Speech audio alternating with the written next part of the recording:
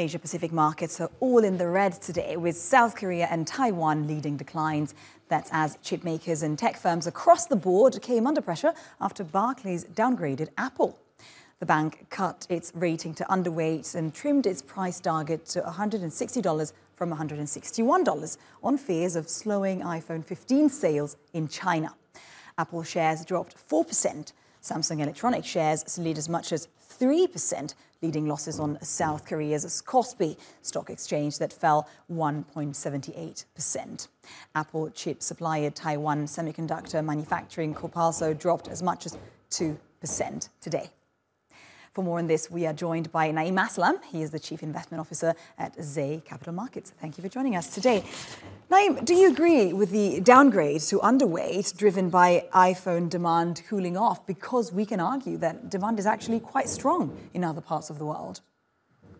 Sure, thanks for having me. It may be quite strong in some other parts of the world, but it is equally weak in rest of the world as well. For instance, in the UK, a plan where you can defer your payments for your purchase. So the data has shown that most of the 1/4 of that consumer has actually failed to keep up or either pay for those deferred payments. So that shows that the consumer is very much against the rope.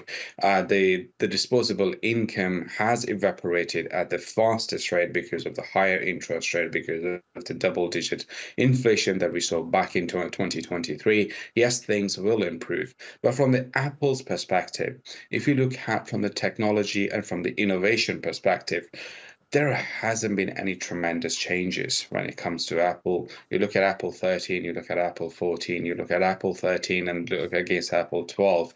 The phones, in terms of the innovations, in terms of the design, I think that has really made people to think that, okay, do we really need to change it? What are the really great aspect or the new looks to the Apple new iPhone, apart from the fact that they have just brought a new color? So that is certainly a concern from the innovation perspective. But as a stock, I think this could be an opportunity because, yes, Barclays price target has made headlines, but look at the actual the detail, because as always, devil is in the detail. The price target has only shifted by $1, as you've mentioned right at the top of the story. After such a stellar year for Apple, how difficult is it going to be for the company, but also for the tech sector as a whole, to keep performing?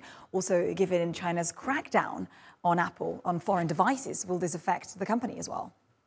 Yeah, I think that's an excellent question. Look, I think the geopolitics is going to play a very important role again in 2024. The relationship between the US, the tensions between US and China, I think that will be very much on the forefront among governments and, of course, among consumers as well. Now, whether China and Chinese people would be still buying and supporting Apple as they were before in the previous years, I think that is yet to. We will see that in 2024. But we are still optimistic. I think apart from China, Apple remains a very, very strong stock, because the one particular player where Apple hasn't made much noise yet is, of course, in the artificial intelligence place. We've seen companies like NVIDIA making so much noise in terms of their own chips and with the products that they come up with, and of course with respect to Tesla as well. So, but iPhone, I think, or Apple will actually make some noise going into 2024 with the new innovation that they have in the pipeline. Naeem Aslam, a pleasure having you on the program as always. Thank you for having me. And now let's go to other top stories from around the world. US public debt has reached $34 trillion for the first time. The milestone comes after the federal debt hit $33 trillion in September last year, driven by federal deficits, falling tax revenues and rising government expenditures. Congress is set to tackle January 19 and February 2nd deadlines for settling government spending through September. Tesla has delivered a record number of vehicles in the fourth quarter, higher than what analysts had expected.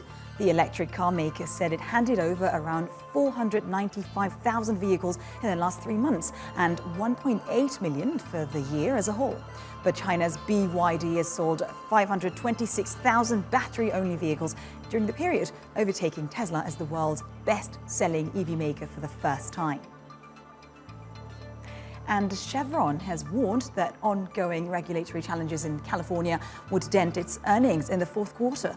The US energy giant said it would write down the value of up to $4 billion in assets due to restrictive government policies. Chevron has sharply cut investment in California over the past couple of years as officials seek to phase out fossil fuels.